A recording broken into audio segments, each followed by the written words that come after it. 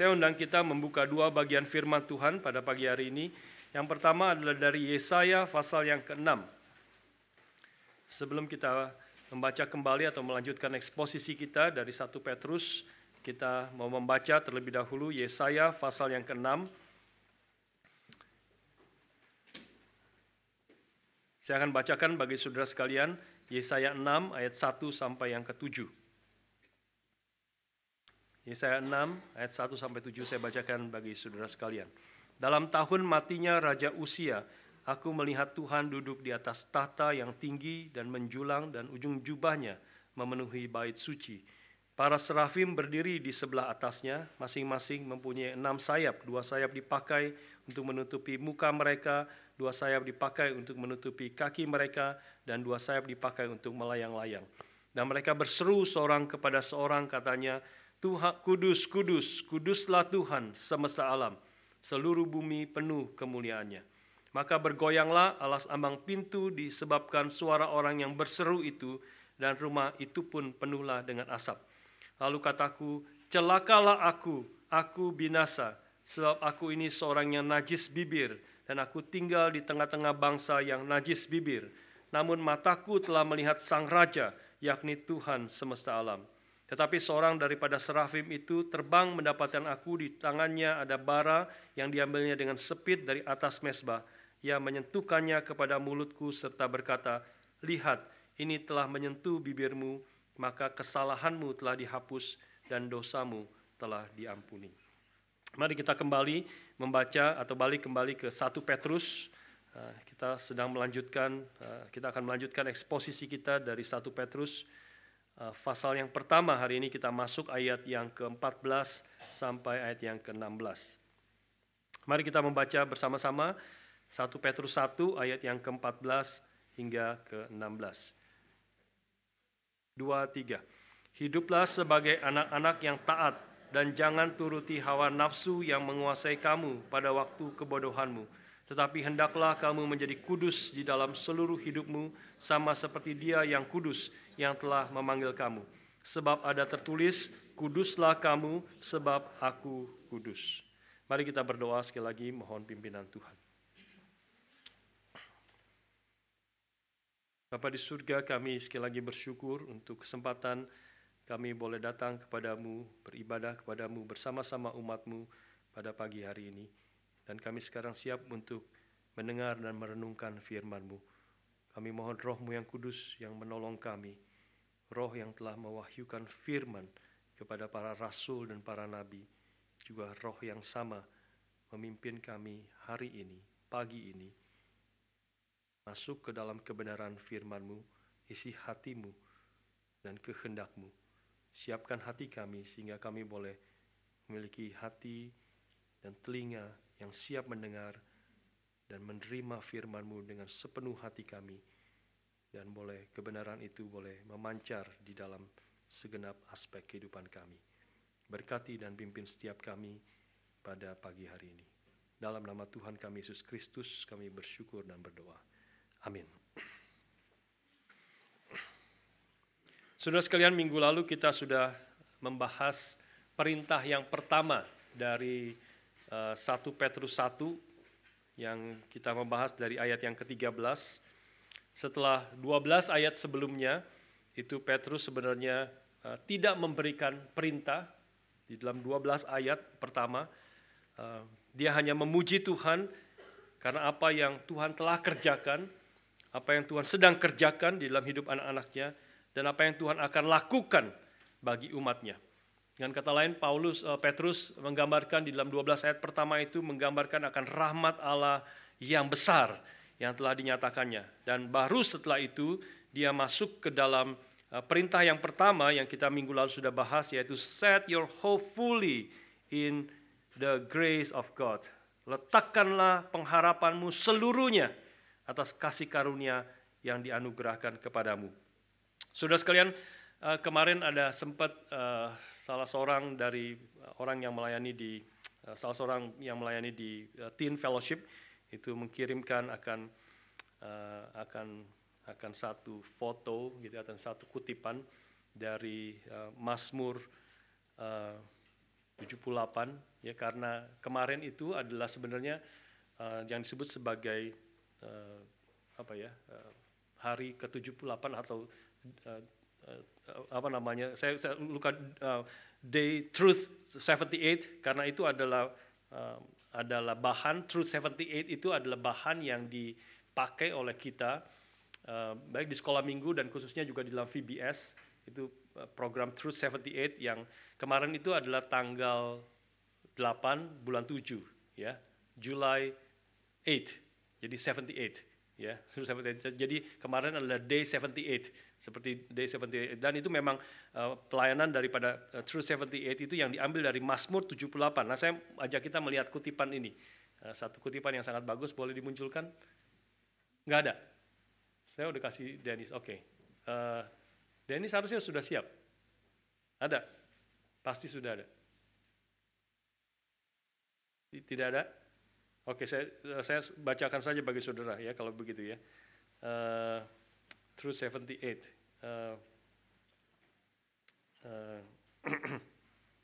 Sebentar ya. Tell of the coming generation, Psalm 78 verse 4-7. Mazmur 78 ayat 4 dan 7. Ya, isinya seperti ini. Tell to the coming generation the glorious deeds of the Lord and his might and the wonders he has done, so that they should set their hope in God. Ya, jadi katakan kepada generasi, ajarkan atau katakan kepada generasi selanjutnya akan pekerjaan Tuhan yang mulia, akan kehebatannya, akan keajaibannya yang telah dia lakukan, sehingga mereka menaruh pengharapan mereka di dalam Tuhan. Ya, jadi itu sangat mirip dengan apa yang kita bahas sebenarnya. Kita sudah membahas akan pekerjaan Tuhan di dalam 12 ayat yang pertama dari 1 Petrus, dan juga ditutup dengan perintah yang pertama, letakkan seluruh pengharapanmu kepada Tuhan atau kepada anugerah Tuhan. Dan ini menjadi juga kayak seperti prinsip daripada Truth 78 di dalam pelayanan mereka, ya, bagaimana mereka merindukan untuk mengajarkan kepada the next generation, kepada generasi selanjutnya tentang apa yang Tuhan sudah kerjakan di dalam masa yang lalu, bagaimana kebesarannya, bagaimana kehebatannya, supaya mereka mengerti, supaya mereka menyadari, dan mereka kemudian menaruh pengharapan mereka kepada Tuhan. Yaitu adalah yang kita juga kerjakan di dalam VBS, dan salah satu yang kita pakai adalah melalui Truth 78 ini. Saudara sekalian, hari ini kita akan memasuki kepada perintah yang kedua. Ya, kalau perintah yang pertama itu adalah letakkan seluruh pengharapanmu kepada Tuhan. Hari ini kita masuk ke dalam perintah yang kedua, yaitu kuduslah kamu sebab aku kudus. Ini kalau sudah melihat seperti minggu lalu saya jelaskan, kita mengerti di dalam bahasa aslinya inilah perintah yang utama. Ya, ada seperti banyak perintahnya, tetapi yang perintah utamanya adalah pertama adalah letakkan seluruh pengharapanmu kepada Tuhan. Dan di sini adalah perintah yang kedua yang kita akan kita renungkan, kuduslah kamu sebab aku ini kudus. Ya.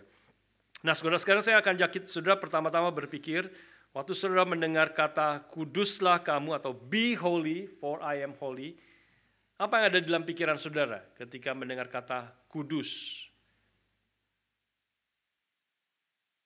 Kadang-kadang pikirannya adalah mengerikan. Kudus, terlalu kudus, ya. Susah ini, hidup ini susah, terlalu kudus, ya. Berat sekali sepertinya. Atau saudara pikir kudus ini untuk para pendeta lah, yang kudus-kudus itu, ya. Tapi bukan untuk saya. Saya biasa-biasa saya. Ya, mungkin saya tidak jahat-jahat, tidak rusak-rusak, tidak berdosa-berdosa amat, tapi saya juga tidak kudus-kudus amat gitu hidupnya. Mungkin banyak yang berpikir seperti demikian. Kalau saudara melihat di dalam Ibrani pasal 12 ayat 14, saya bacakan bagi saudara. Di situ penulis kitab Ibrani mengatakan, kejarlah kekudusan, Sebab tanpa kekudusan tidak seorang pun akan melihat Allah.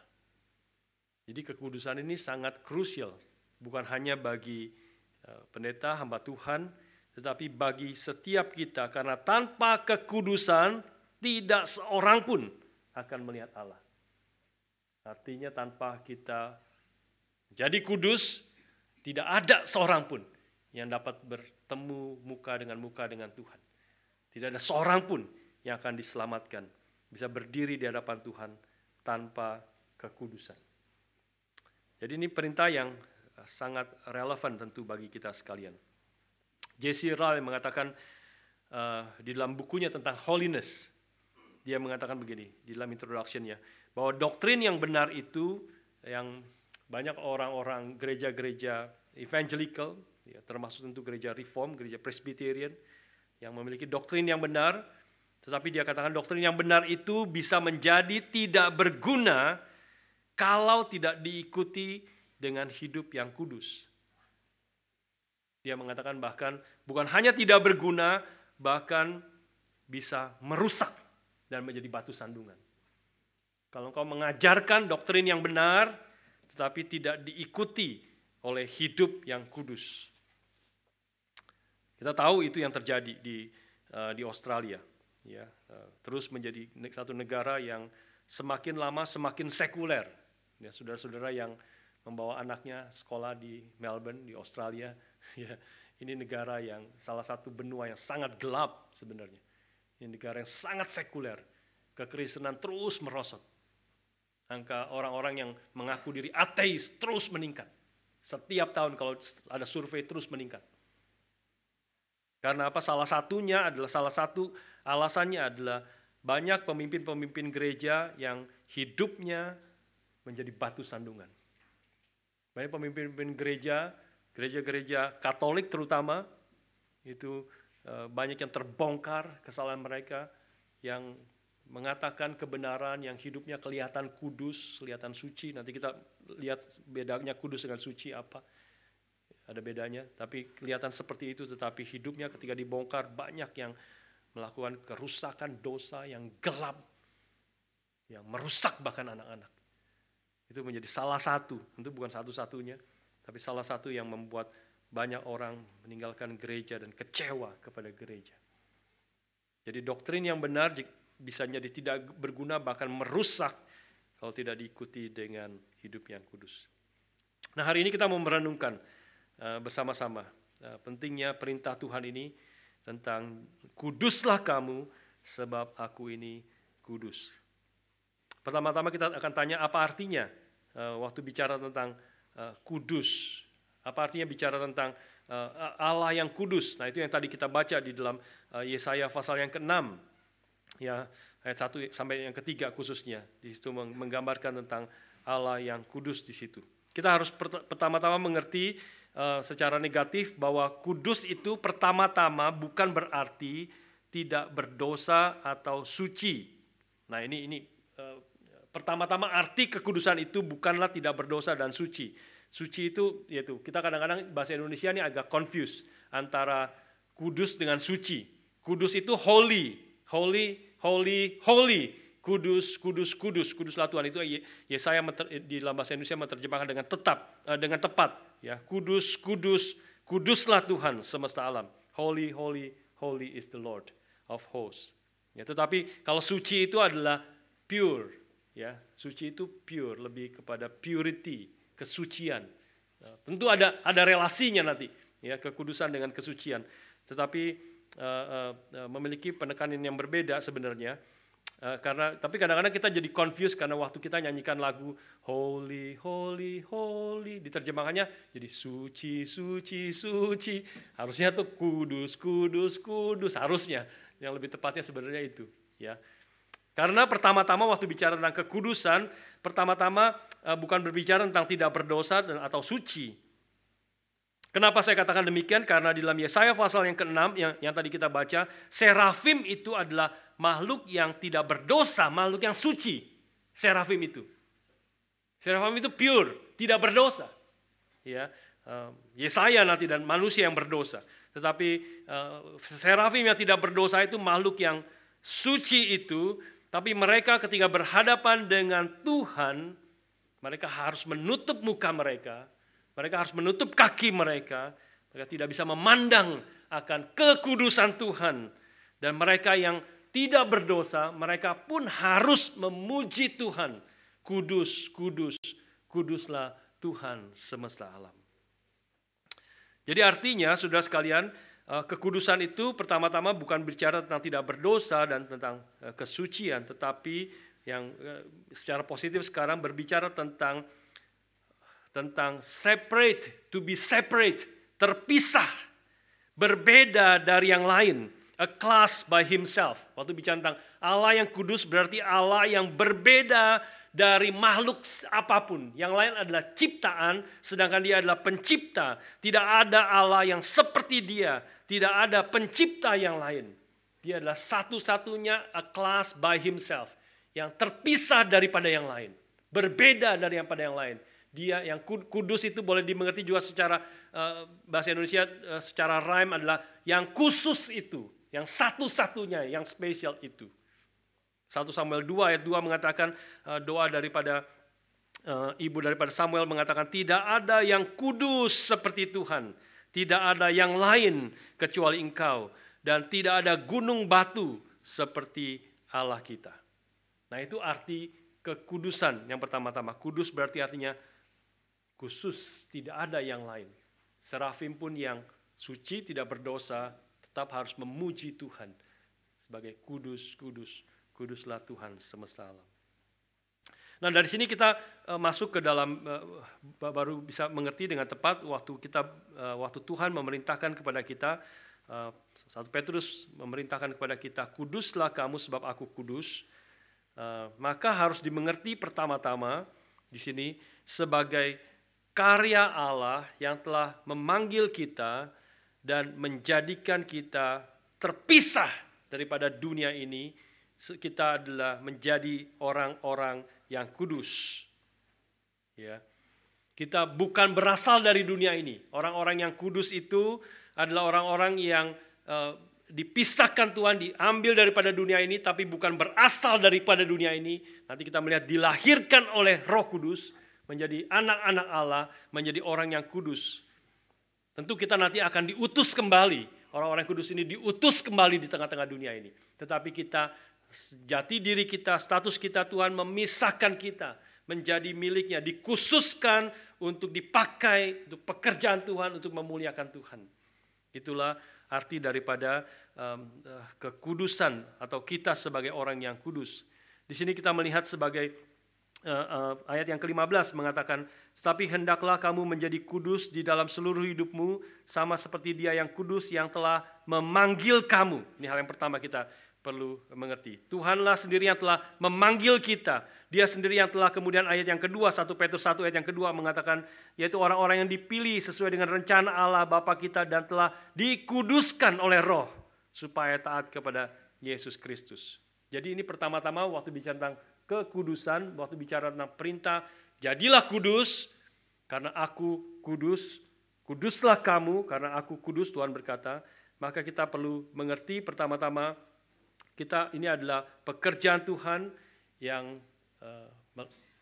memanggil kita dari dunia ini, terpisah daripada dunia ini, nanti mengkuduskan kita untuk pekerjaan Tuhan, untuk memuliakan Dia, dan tentu salah satu untuk memuliakan Dia adalah kita diutus kembali di tengah-tengah dunia ini. Kita ada di dalam dunia ini, tapi kita bukan berasal daripada dunia ini.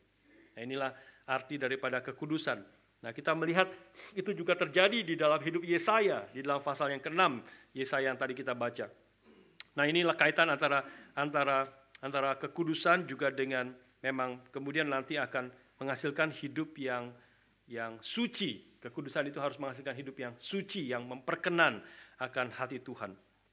Yesaya waktu melihat para serafim memuji Tuhan, kudus, kuduslah Tuhan semesta alam, seluruh bumi penuh kemuliaannya, maka dia sadar langsung ketika dia berhadapan dengan Tuhan yang kudus, maka dia sadar akan keberdosaannya. Dia berkata, celakalah aku binasa, sebab aku seorang yang najis bibir dan aku tinggal di tengah-tengah bangsa yang najis bibir, namun mataku telah melihat Sang Raja, yakni Tuhan semesta alam, Sang Raja yang kudus itu. Itu kalimat celaka aku adalah orang yang menggambarkan seperti telur yang dilempar ke tanah, hancur berantakan.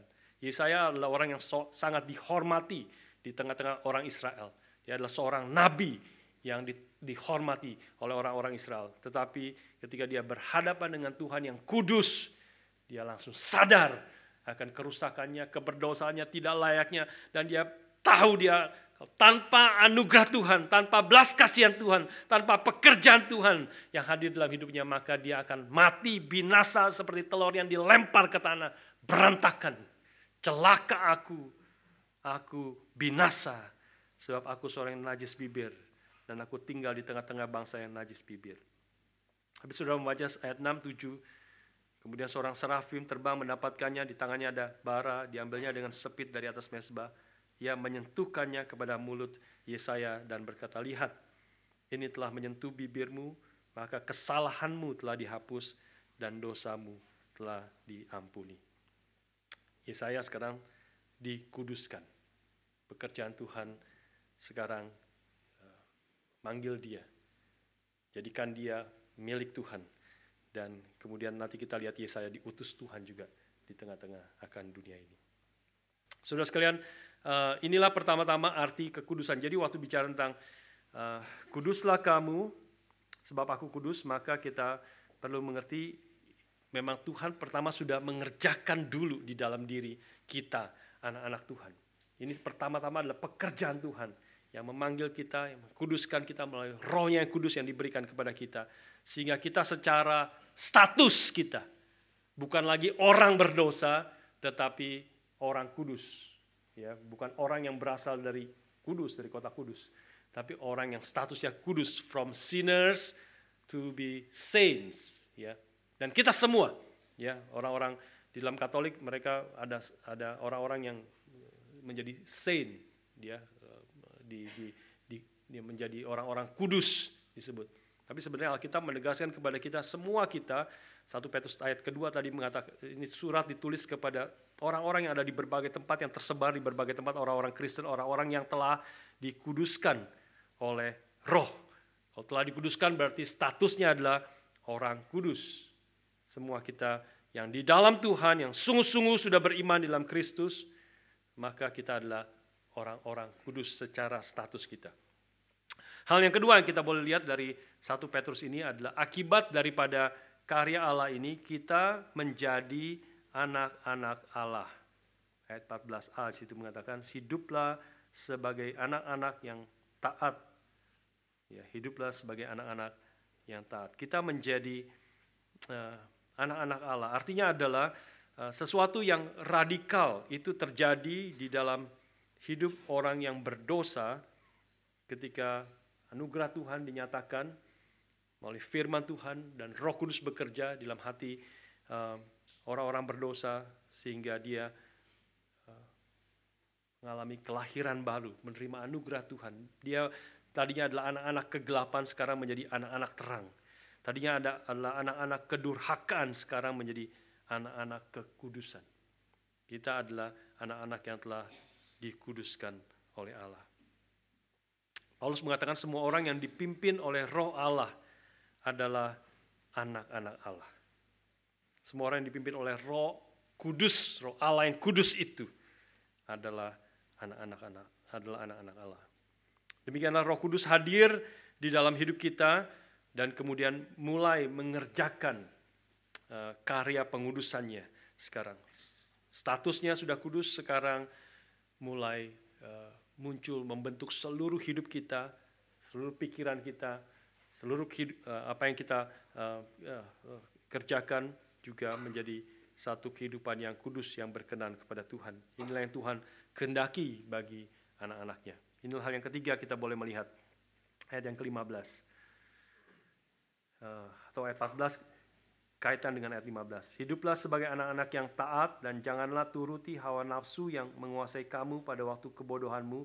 Tetapi hendaklah kamu menjadi kudus dalam seluruh hidupmu. Nah, saudara sekalian, hal yang ketiga kita melihat langkah apa arti menjadi kudus ini adalah kita melihat segala sesuatu itu secara berbeda. Ya, ayat yang ke-14 bicara tentang dulu hidupmu menuruti hawa nafsu yang menguasai kamu pada waktu kebodohanmu, tetapi sekarang hendaklah kamu menjadi kudus dalam seluruh hidupmu. Jadi kita sekali lagi terjadi sesuatu yang radikal, kita melihat segala sesuatu itu secara berbeda. Kita tidak lagi seperti anak kecil yang lebih memilih mobil-mobilan, mainan mobil-mobilan yang bagus, mungkin bagus, menarik, warnanya bagus, daripada memilih 1 kilo emas di situ. Yang jelek, yang tidak menarik sama sekali, tapi itu adalah 1 kilo emas. Kita bukan lagi anak kecil yang memilih mainan yang kelihatan bagus. Karena mengerti 1 kilo emas itu bisa beli mainan itu 100 biji atau 1000 biji. 1 kilo emas itu. Ya. Ada seorang yang berkata kepada temannya, aduh bodoh saya, bodoh sekali.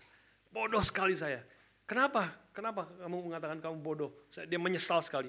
Karena saya kemarin itu menjual akan cincin saya itu seharga $1000. Terus temannya bilang, bukankah kamu memang mau jual cincin itu, kamu perlu uang jual cincin itu? Iya, saya memang perlu uang dan saya mau menjual cincin itu. Kemarin waktu saya jual $1000, saya pikir saya sudah senang dapat good deal. Tapi hari ini saya lihat toko itu taruh cincin saya itu ditaruh di display, harganya $5.000. Dia tidak tahu harga seharusnya. Kalau kita mengerti harga yang sebenarnya, maka kita akan tahu bagaimana kita harus berespon dan menghargai itu. Apa yang berubah di sini? Apa yang berubah ketika kita menjadi anak-anak Tuhan? Kita telah dikuduskan, status kita ada sesuatu yang berubah. Kita melihat segala sesuatu berubah, terutama kita melihat Tuhan dan firman-Nya itu sekarang secara berbeda. Nah, ini salah satu tanda dari orang yang telah dikuduskan, menjadi hidup kudus. Kita sekarang melihat Tuhan dan firman-Nya itu secara berbeda. Kita bisa berkata dan mengamini dan mengalami dalam hidup kita seperti perkataan Kristus bahwa di luar aku, apart from me, you can do nothing. Di luar Kristus kita tidak dapat berbuat apa-apa. Kita menyadari itu. Sebelumnya kita hidup justru kalau dekat Tuhan, saya menakutkan, tidak mau dekat-dekat dengan Dia. Justru mengekang saya, apalagi hidup kudus itu mengekang sepertinya. Tetapi ketika kita mengalami pekerjaan Tuhan, menjadi anak-anak Allah, dikuduskan, maka kita sadar bahwa di luar Tuhan, aku tidak dapat berbuat apa-apa. Di luar Tuhan aku mati. Karena itu aku perlu senantiasa bergantung kepada Dia seperti rusa merindukan air. Demikian jiwaku merindukan Engkau Tuhan. Aku perlu mencari air, terus cari air. Karena tanpa air sebentar saja rusa itu akan mati. Kemanapun air itu, kalau sudah kering dia akan cari lagi ke tempat yang lain. Ribuan kilometer kalau perlu berjalan rusa itu. Saya sempat nonton National Geographic, bukan atau National Geographic yang kedua atau apa ya, Planet Earth atau apa yang kedua dari David Attenborough. Moving, ya, imigrasi daripada binatang-binatang itu menentukan bagaimana kita hidup, menentukan kehidupan kita. Salah satu imigrasi adalah mereka cari air. Ya, kalau sudah tempat yang kering mereka cari air, binatang-binatang apapun cari air, berjalan terus, berjalan sampai mati kalau perlu. Karena memang dia tahu kalau tidak dapat air dia akan mati. Karena itu cari terus. Ribuan kilometer harus berjalan. Dia harus mencari air itu karena tanpa air dia akan mati. Demikian kita sebagai anak-anak Tuhan yang sudah dikuduskan oleh Tuhan. Kita perlu menyadari akan hal itu. Perlu menyadari tanpa Tuhan kita akan mati. Karena itu kita bergantung terus dan harus datang kepada Dia. Kita menyadari bahwa firman Tuhan itu adalah lebih berharga dari emas, bahkan dari banyak emas yang murni. Dia lebih manis daripada madu, bahkan dari madu tetesan dari sarang lebah. Orang-orang telah dikuduskan akan memiliki taste yang baru, penilaian yang baru, cara lihat yang baru. Sehingga dia datang kepada Tuhan, mengutamakan Tuhan dalam hidupnya. Dia ingin merenungkan firman Tuhan. Dia suka akan Taurat Tuhan dan merenungkan Taurat itu siang dan malam. Firman Tuhan menjadi kesukaannya karena dia sadar ini lebih berharga dari emas, lebih manis daripada madu. Saudara, kalau ditelepon jam 2 pagi lagi tidur pules-pules jam 2 pagi. Kalau pemuda ada yang belum tidur ya jam 2 pagi. Pemuda. Tapi kalau jam ya nggak tahu jam 4 pagi ya ditelepon bangunkan, telepon bunyi kencang. Kaget saudara bangun, angkat telepon. Ngapain telepon saya pagi-pagi gini? Lagi pules-pulesnya. Ada bisnis yang harus sekarang dealnya. Kau akan dapat untung. Kalau kau lakukan ini, beli ini, bisa untung 2 kilo emas. Ya. Berapa nggak tahu. $100.000 misalnya. Saudara nggak akan marah. Saudara akan senang. Saudara akan bersuka cita, mesti dibangunkan kaget. Karena beli sesuatu ini yang hanya tinggal berapa menit lagi. Kamu akan untung dalam waktu yang cepat, akan untung $100.000. Alkitab mengatakan firman Tuhan jauh lebih berharga dari emas. Bahkan dari banyak emas tua. Bagaimana kehidupan kita? Apakah kita ada kerinduan itu yang kita sedang belajar tentang di pemuda tentang spiritual discipline yang maraton yang harus terus menerus menghargai ketika firman Tuhan, orang yang telah dikuduskan dia menyadari firman itu sangat berharga, dia harus merenungkan, dia ingin datang kepada Tuhan, bersekutu dengan Tuhan, merenungkan firman Tuhan siang dan malam, dia suka akan hal itu. Artinya merenungkan firman Tuhan bukan berarti kita tidak mengerjakan apa-apa, diam duduk, pikir-pikir, merenungkan firman Tuhan, bukan itu.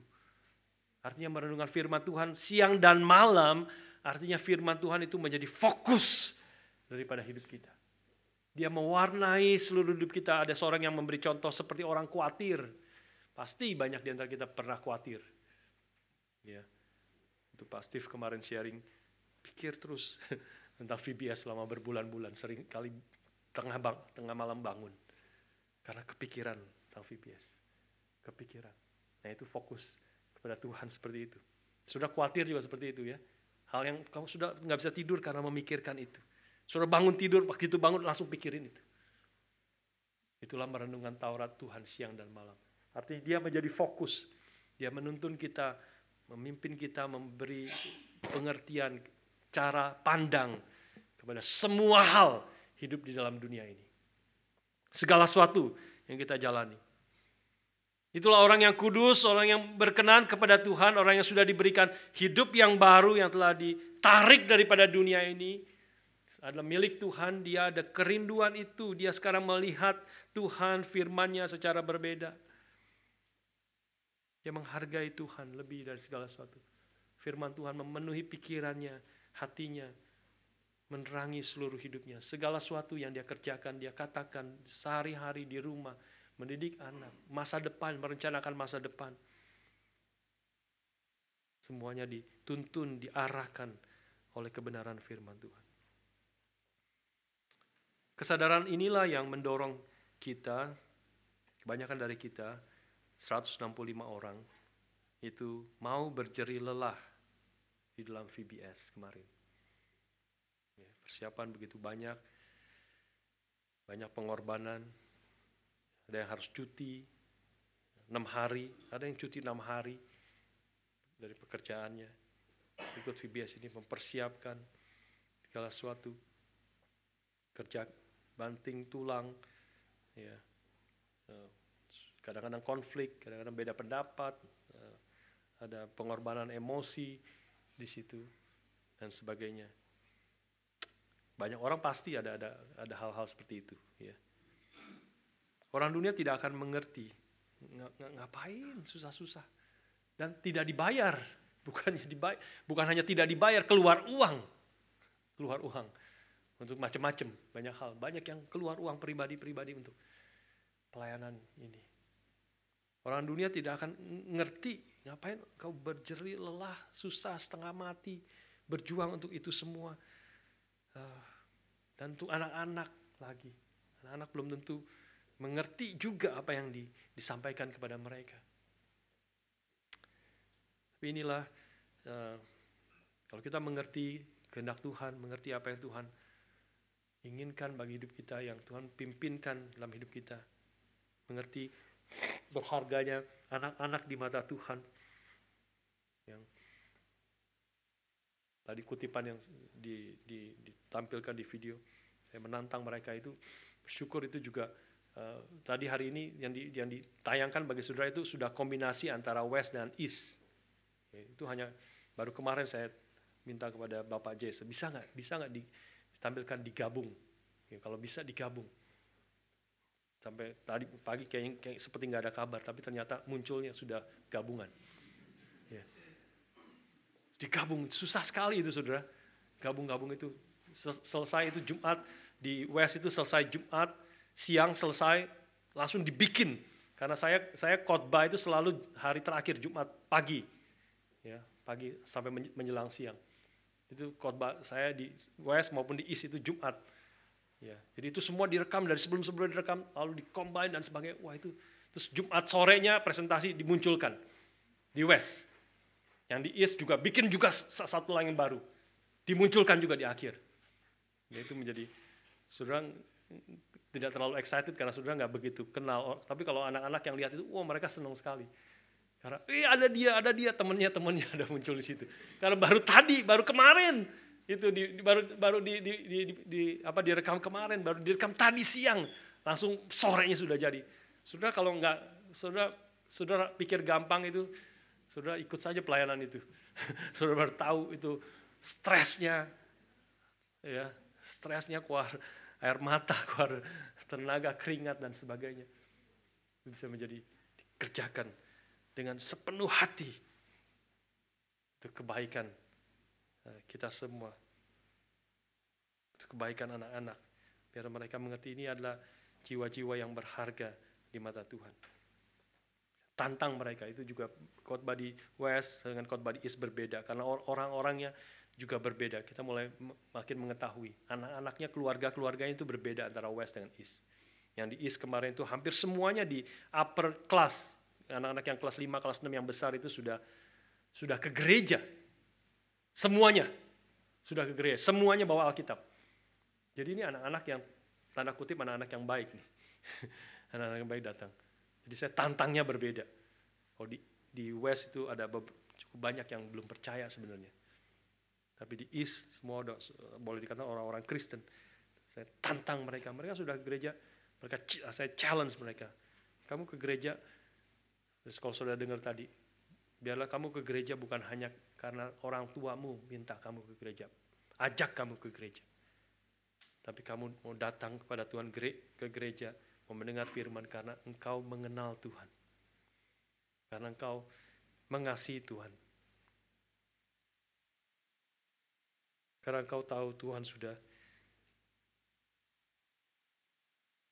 mengalahkan dosa, mengalahkan maut, mengalahkan setan dengan melalui kematiannya di atas kayu salib.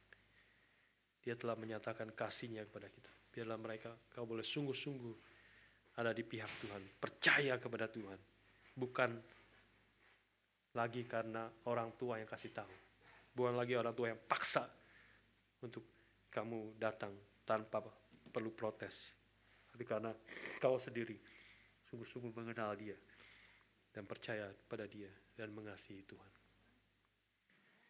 Saudara sekalian, inilah yang kita melihat hal yang ketiga. Orang kita yang telah dikuduskan, kita melihat segala sesuatu dengan cara yang berbeda. Ya, melihat segala sesuatu terutama tentang Tuhan dan firman-Nya. Kita lihat secara berbeda. Yang keempat, saudara sekalian, bagaimana kekudusan itu nyata dalam hidup kita. yaitu kita mematikan hawa nafsu yang dulu menguasai kita. Ayat 14 sekali lagi ya. Hiduplah sebagai anak-anak yang taat dan jangan menuruti hawa nafsu yang menguasai kamu pada waktu kebodohanmu. Berarti bicara dulu ya. Your former life, your former ignorance, your former foolishness. Hawa nafsu yang menguasai kamu pada waktu kebodohanmu. Sekarang kau menjadi orang yang kudus, sudah dikuduskan oleh Tuhan, maka kau mematikan hawa nafsu yang dulu menguasai kamu. Jadi saudara sekalian, perintah ini mengasumsikan ada satu proses perjuangan untuk hidup kudus. Ya. Jadi kalau pertama-tama tadi kita mengatakan ini adalah pertama pekerjaan Tuhan yang memanggil kita, Roh Kudusnya diberikan kepada kita melalui firman-Nya yang mengkuduskan kita, Roh-Nya yang mengkuduskan kita. Tanpa ada perbuatan kita, ini adalah semata-mata Tuhan yang memanggil, bekerja, menjadikan kita secara status kita adalah orang-orang kudus.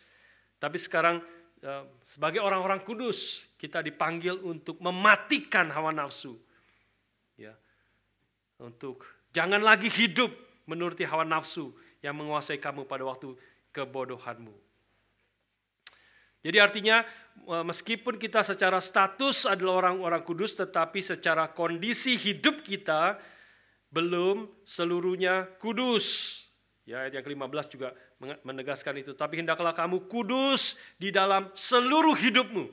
Ya, sekarang kekudusan itu terpancar di dalam seluruh hidup kita. Dan kita harus pegang dua-dua hal ini yang kalau sudah cukup lama di sini pasti pernah mendengar akan istilah already and not yet, ya, bahwa ini juga berlaku di dalam waktu bicara tentang kekudusan, ya. Maksudnya already and not yet adalah apa? Kita adalah orang-orang secara status kita sudah orang-orang kudus, already, sudah. Kita adalah milik Tuhan. Kalau Tuhan kita sudah diberikan hidup yang baru melalui Roh-Nya yang kudus, kita menjadi anak-anak Allah. Kita status kita adalah orang-orang kudus, sudah kudus, dan tidak ada apapun yang bisa mengubah ini. Tetapi status kita yang kudus bukan berarti kondisi hidup kita, seluruh hidup kita itu sudah sepenuhnya kudus. Nah, ini yang not yet. Dua-duanya kita harus pegang. Secara status kita milik Tuhan, secara status kita orang kudus, tapi kondisi hidup kita yang real di dalam kehidupan sehari-hari kita, ada hal-hal yang belum kudus. Ada hal-hal yang belum berkenan kepada Tuhan. Yang Tuhan ingin kita perintah ini supaya kita kudus di dalam seluruh hal yang kita kerjakan. Ini kaitan antara kekudusan dengan kesucian di sini. Ya. Hidup kita menjadi semakin berkenan kepada Tuhan. Semakin hidup memuliakan Tuhan. Semakin menjauhkan diri daripada dosa. Semakin hidup menyenangkan hati Tuhan. Nah, ini hal yang kita harus pegang kedua-duanya, antara status kita sebagai orang kudus dengan realita hidup kita yang belum sepenuhnya kudus, yang Tuhan memanggil kita untuk semakin hidupnya kudus dan berkenan kepada Tuhan. Progressive sanctification. Nah, kata sanctification itu adalah juga dari kata berarti juga kekudusan, pengudusan yang secara progresif. Ya, sanctification, sanctify, sanctus, kudus, itu bahasa Latin daripada kudus. Saudara sekalian, kenapa saya katakan kita harus pegang kedua-duanya? Karena kalau kita pegang salah satu saja, maka kita bisa jatuh kepada satu daripada dua kesalahan, atau bisa lebih sebenarnya. Salah satu kesalahan yang kita bisa jatuh adalah kita menjadi orang-orang yang frustrasi. Yaitu karena apa? Karena kalau kita hanya mengerti bahwa Tuhan sudah memanggil kita, kita sudah dikuduskan, status kita sudah adalah orang kudus.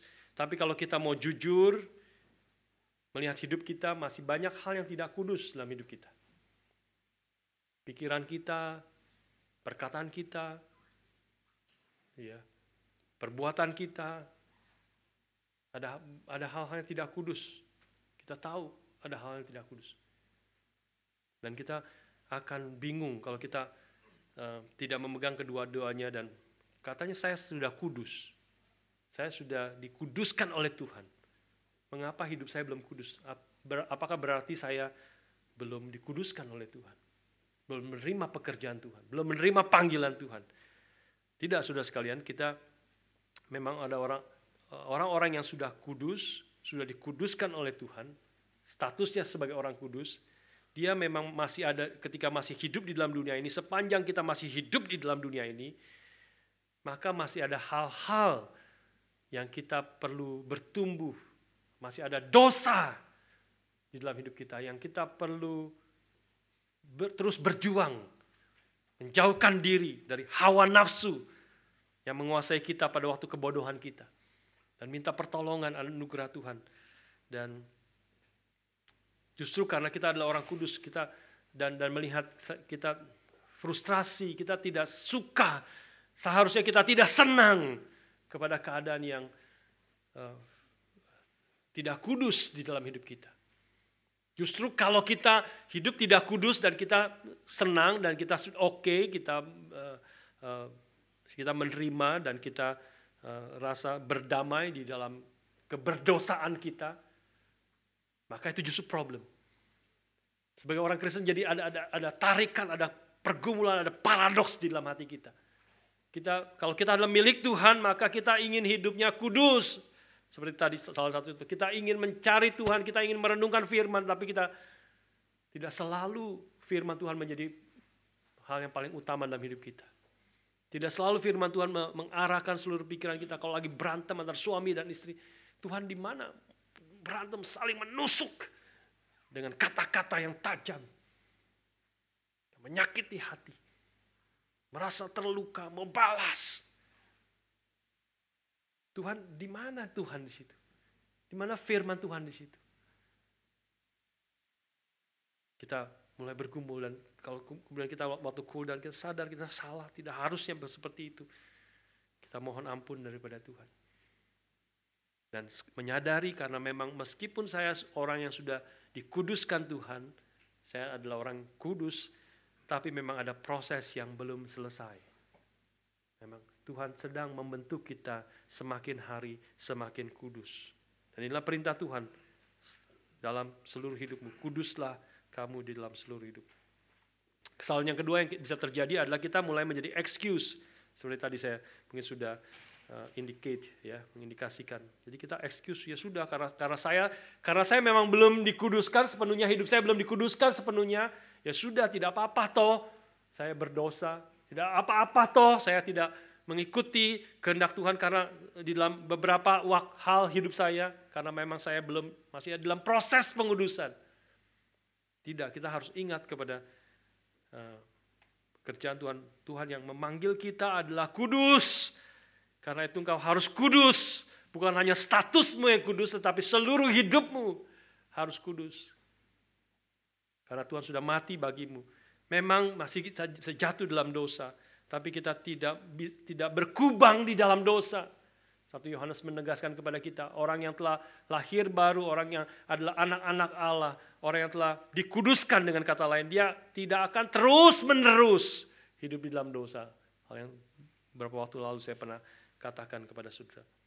Kita masih bisa berdosa, tapi kita tidak terus-menerus hidup dalam dosa. Kita mohon pengampunan Tuhan, kita mau meninggalkan dosa, kita tidak excuse, karena itu bukan hanya melawan Tuhan, bukan hanya tidak berkenan kepada Tuhan, dosa itu, tetapi itu dosa juga melawan diri kita sendiri. Sebagai orang yang telah dikuduskan, sebagai orang kudus, bagaimana orang yang kudus yang telah mati bersama-sama dengan Kristus. Dan hidup kita bukan kita lagi, tapi Kristus yang hidup di dalam kita, di dalam aku. Bagaimana Kristus yang hidup dalam aku ini bisa terus hidup di dalam dosa?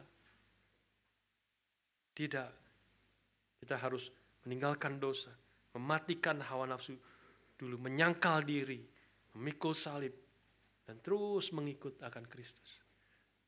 Dua-dua hal yang kita harus pegang, yang Tuhan inginkan kita waktu kita berbicara tentang kekudusan. Dan yang terakhir, saudara sekalian, waktu kita bicara tentang kekudusan, maka kita dipanggil untuk hidup sebagai anak-anak yang taat. 14a menegaskan, hiduplah sebagai anak-anak yang taat. Ya, taat kepada Tuhan, taat kepada firman Tuhan. Dan ini sekali lagi bukan sekali, dua kali, bukan seminggu, 2 minggu, bukan hanya pada waktu VBS kita berjuang sungguh-sungguh. Tapi saya katakan di penutupan di VBS kemarin hari Jumat, ini adalah latihan bagi kita semua. Untuk melayani ini latihan, berjuang, melatih kita untuk berjuang. Inilah Tuhan inginkan untuk menyangkal diri, memikul salib, mengikut Kristus. Kita sekarang mengerjakan secara real. Kita mengalami berapa susahnya, berapa beratnya menyangkal diri, memikul salib. Memang memikul salib menuju kematian. Itu yang Tuhan inginkan. Kalau engkau tidak menyangkal diri, memikul salib, mengikut aku, maka engkau tidak layak menjadi muridku. Kekudusan artinya kita hidup sebagai anak-anak yang taat, yang terus-menerus hidup kita begitu. Kita terus-menerus, kita bukan kadang-kadang di jalan yang sempit, kadang-kadang di jalan yang lebar. Tidak. Kita ada di jalan yang sempit terus. Sempit, yang tidak banyak orang ada di dalamnya. Jalan yang lebar, yang seperti lancar, enak, banyak orang ada di dalamnya. Tapi menuju kebinasaan. Jalan yang sempit, jalan yang tidak mudah. Tapi ada penyertaan Tuhan, pimpinan Tuhan, ada anugerah Tuhan, ada penghiburan Tuhan, ada kekuatan daripada Tuhan. Itu yang selalu kita rasakan waktu menyanyikan lagu-lagu Fanny Crosby. Ya, banyak tantangan, kehidupannya buta dari kecil. Tapi begitu kita nyanyikan lagu itu, selalu lagu yang mengangkat jiwa kita, membawa kita ke keindahan, keagungan, kedamaian, ketentraman yang bukan dari dunia ini, tapi yang hanya bisa ditemukan di jalan yang sempit ini. Mengikut Tuhan, mentaati Tuhan, hidup sebagai anak-anak yang taat kepada Tuhan. Artinya menjadi anak-anak yang percaya penuh kepada perkataan Tuhan, seperti kita anak-anak yang kecil itu percaya penuh kepada perkataan ayahnya atau gurunya. Menarik sekali kemarin ada yang cerita, seorang ibu cerita dia ada 2 anaknya ikut ke VBS. Yang satu di lower class itu anak-anak dari prep sampai kelas 2 ya. Prep sampai 2 ya. Dan anaknya satu lagi itu kelas middler 3, 4, kelas 3 dan 4 sudah lebih besar.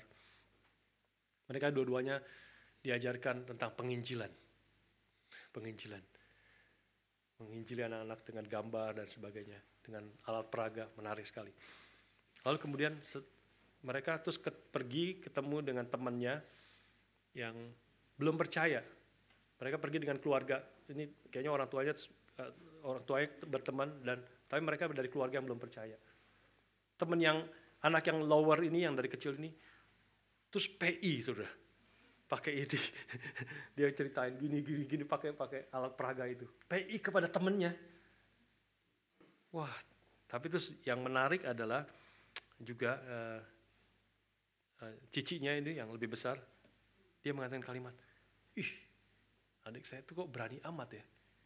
Kalau saya nggak berani karena saya takut kalau saya evangelize, memberitakan Injil, saya takut kehilangan teman. Wah, ini mulai masuk sudah ya. Mulai masuk, semakin besar semakin complicated. Ya, yang kecil begitu polos. Tuhan inginkan kita, tadi saya katakan bukan seperti anak kecil yang bodoh yang pilih mainan. Tapi di sisi lain Tuhan ingin kita seperti anak kecil dalam pengertian ini. Ya, memang kita harus menjadi dewasa dalam pikiran kita. Tapi memiliki iman yang polos. Yang percaya seperti anak kecil, percaya penuh kepada perkataan ayahnya. Biarlah kita percaya penuh kepada perkataan Tuhan. Perkataan Tuhan yang kita seperti bayi yang minum air susu yang murni. Sepenuh hati, jiwa seperti anak kecil ini. Percaya penuh. Tanpa pikir macam-macam. Tentu kita makin dewasa harus ada bijaksananya. Ya. Tetapi kepercayaan itu tidak diracuni oleh pikiran-pikiran dunia, mempertimbangkan banyak hal, memikirkan akan diri sendiri. Ya. Semakin besar, semakin dewasa kita, semakin banyak pikiran yang rumit dan tidak lagi ada hati yang polos seperti anak kecil percaya, seperti anak kecil bayi yang rindu akan air susu yang murni, yaitu firman Tuhan. Ketika membaca firman, kita betul-betul percaya penuh. Justru orang-orang pengajaran dunia, pikiran kita, justru kita perlu mempertanyakan. Inilah Tuhan menginginkan menjadi anak-anak yang taat, hiduplah sebagai anak-anak yang taat. Seperti orang yang menyerahkan seluruh hati, jiwa, hidupnya kepada Tuhan, memegang firman Tuhan secara penuh. Karena itu kita perlu mengkhotbahkan firman Tuhan kepada diri kita sendiri. Mazmur 42 mengatakan, Mazmur 42 dia berbicara kepada dirinya sendiri, mengapa engkau tertekan, hai jiwaku? Mengapa engkau tertekan, hai jiwaku? Berharaplah kepada Allah. Dia sedang susah, sedang tertekan. Dan dia tidak mengatakan kesusahannya, ketertekanannya itu adalah sesuatu yang this is real, this is benar. Dan dia tidak mengatakan bahwa semua orang harus menghargai dan menerima aku yang tertekan, yang susah. Tidak, dia mengkhotbahkan firman Tuhan, dia mempertanyakan akan dirinya. Mengapa engkau tertekan, hai jiwaku? Mengapa engkau tidak berharap kepada Tuhan? Dia berkhotbah kepada dirinya sendiri. Beritakan firman Tuhan kepada dirinya sendiri. Karena firman Tuhan itulah yang benar. Firman Tuhan itulah yang sepenuhnya yang menentukan realita. Bukan dirinya, bukan perasaannya, bukan dunia ini. Bukan pikirannya sendiri. Itu anak-anak yang tanya. Salah satu pertanyaan di VBS. Mereka bertanya tentang, Is hell real? Salah satu pertanyaannya. Apakah neraka itu adalah real? Nyata? Saya bilang, sebelum saya jawab pertanyaan kamu, is heaven real? Saya mau tanya, apa yang disebut real? Wah, ini anak-anak yang paling besar, saya ajak mereka pikir. Apa yang disebut real? Apa yang disebut nyata? Saya bilang, firman Tuhan. Bukan apa yang kau pikir, bukan apa yang orang lain katakan, bukan apa yang pendeta katakan. Yang real, ultimate real adalah firman Tuhan. Ketika kau membaca firman, maka kau akan tahu hell is real, heaven is real, God is real. Firman Tuhan itulah yang nyata, itulah realitas sesungguhnya.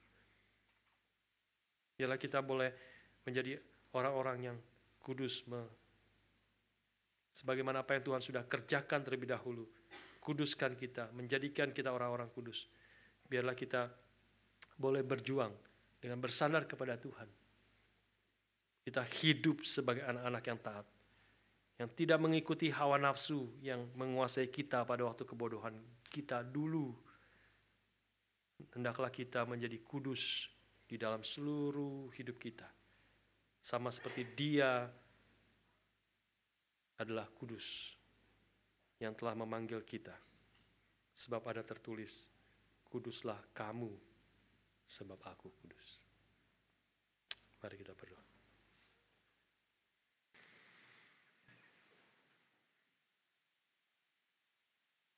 Bapa, terima kasih. Bapa, terima kasih. Bapa di dalam surga, puji terima kasih. Kita berdiri bersama-sama. Bapa terima kasih. Bapa terima kasih. Bapa di dalam surga, puji terima kasih. Bapa di surga, kami sekali lagi berterima kasih untuk pekerjaanmu, untuk anugerahmu, untuk belas kasihanmu, untuk kebaikanmu, untuk rahmatmu yang besar bagi kami. Telah memanggil kami dari kegelapan kepada terang-Mu yang ajaib.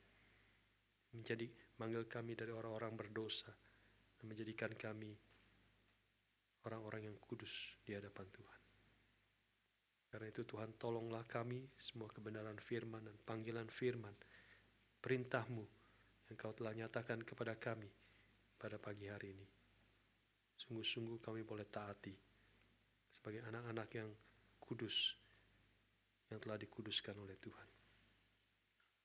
Bantu kami, pimpin kami, beri kami kekuatan, beri kami hati yang mau berjuang untuk seluruh hidup kami menjadi kudus di hadapan Tuhan.